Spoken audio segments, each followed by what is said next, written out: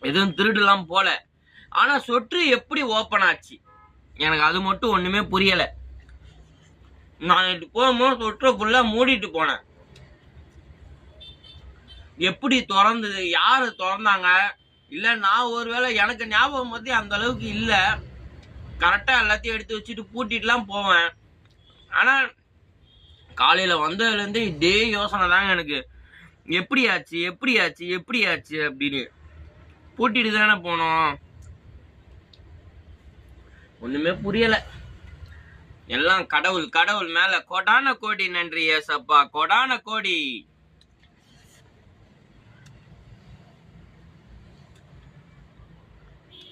கடவுளுக்கு தெரியுங்க. லைட்டா சிந்திச்சாதாங்க.